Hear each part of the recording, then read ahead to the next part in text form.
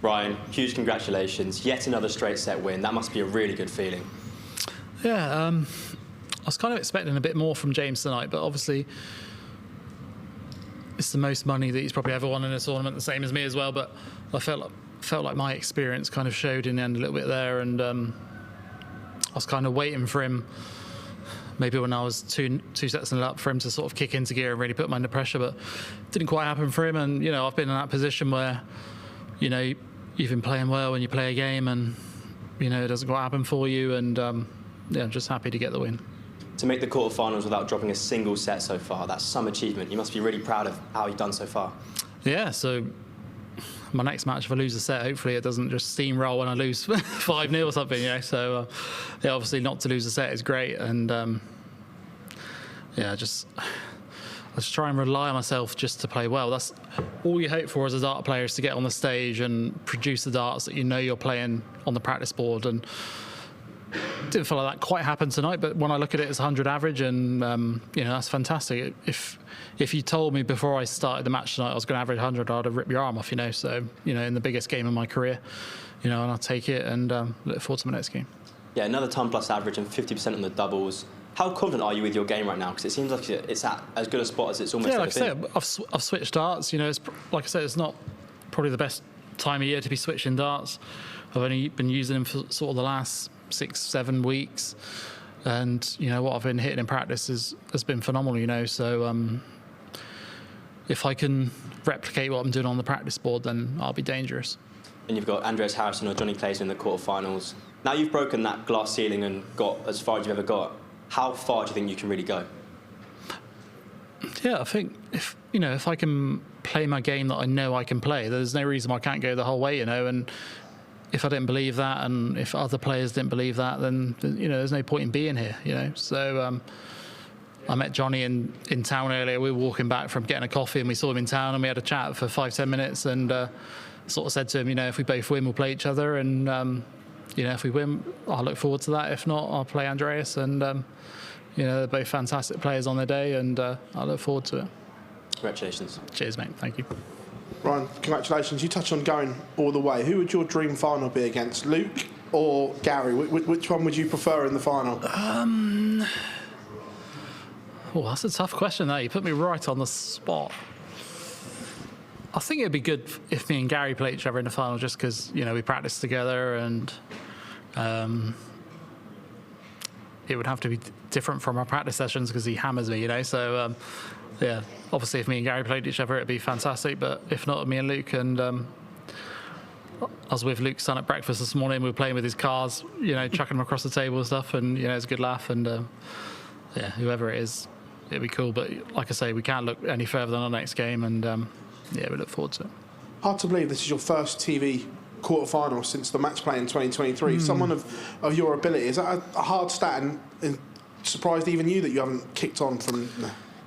Yeah, like, I feel like I'm a massive underachiever as far as majors and stuff is concerned. But also, on the other hand, when you look at the draws that I've had, and, you know, I played Littler in the match play, and, you know, he played phenomenal against me in the first game, and, you know, Price in the Grand Prix, and Aspinall in the Grand Prix the year before when he was on a double after 9 in the deciding leg, and, you know, things like that. And yeah, it's a bit of a pill to swallow, but I feel like now I've got a little bit more of a stronger mentality, and I'm kind of ready for sort of bigger matches. Obviously telling the world as well that you haven't got your other half a birthday present. It's going to cost you a bit more tomorrow shopping-wise, is it? I know, yeah. I was trying to look for a Poundland to try and pick something up, you know what I mean? So, yeah, got a couple of days off now. Try and stay away from Rachel Gary's partner, because she's always trying to get Sophie out shopping with my card. So we were trying to avoid her at all costs. And, yeah, like I say, I'm, you know, over the moon to be in my next round now, and I can't wait. Well done, Ryan. You said that was the biggest game of your career, bigger than reaching the final of a major? Yeah, I think so, just because what's potentially at the end of this. You know, when I reached the final at Minehead against Peter, and I hit a 177 to leave 24, and he took out 62 last start. You know, who's saying that after I left 24 whether I was going to hit it or not. You know, it's one of those things. I might have missed 3 darts and he might have won. So yeah, like I say, the potential of this tournament now with the rankings, I think I'm back in the top 16 now, which is where I feel I belong. And I think it's only up from here. Yeah, back in the top 16 and only £1,500 off Gary Anderson, someone that hammers you in practice, but you're not too far off on the order of merit. Like I say, there's levels to this game, and Gary's up there with one of the best that's ever thrown a dart. So it wouldn't surprise me if Gary was to go on and make the final. So if I can just keep building on what I'm doing, I'll be happy. But to say you could overtake him in the order of merit with one more win. Yeah, I could, but he has to lose next game, and obviously he's playing Michael next, which is a fantastic game, and I look forward to watching it. Hello Ryan, well done on that win.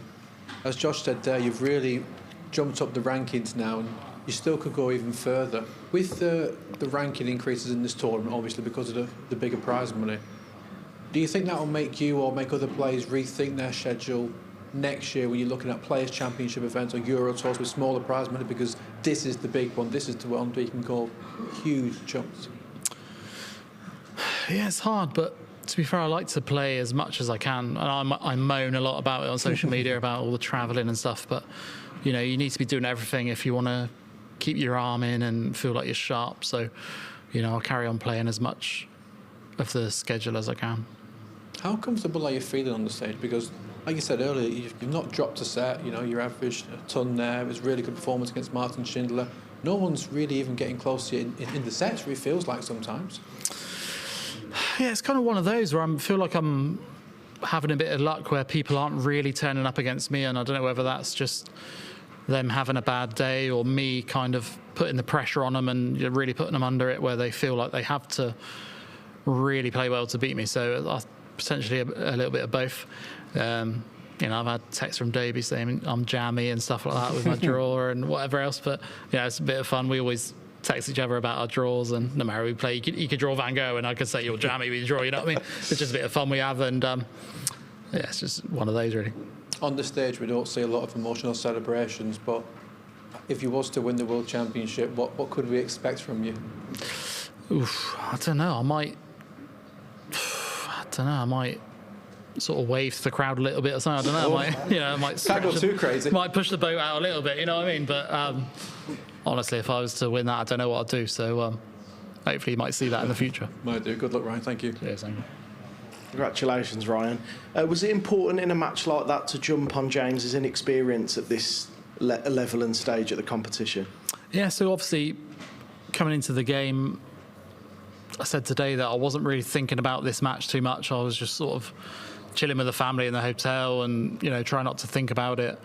When I got here, I was kind of like, right, just win the bull in the practice room. I managed to do that and just put him under as much pressure as possible in the match and just try and put him under it. And, I managed to do that in the end. And, like I say, I think my experience showed through in the end, and he didn't play to the best of his ability. But it's hard when you're playing for this sort of ranking money, and I'm really proud of how I played.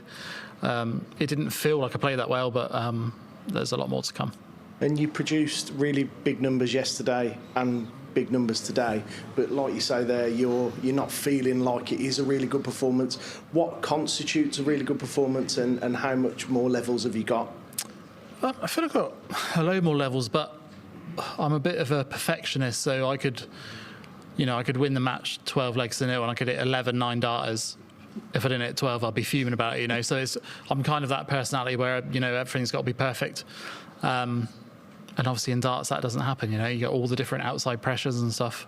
But like I say, to win the match tonight 4-0 is fantastic, and I look forward to my next round in a few days' time. And we touch on the big stage form. Is it pleasing now to bring your solid floor form and Euro Tour form to these big stages? Yeah, you say solid floor form and Euro Tour form. I've been terrible on the Euro Tour this year. Next year I'm defending loads on the Euro Tour. I kind of thought I'd cracked the Euro Tour last season, but this season I've just not performed for whatever reason. But but I feel like I've cracked something on the big stage now with my focus and how I've played. So I look forward to, the rest of the tournament and the beginning of next season and as we go forward. Well done.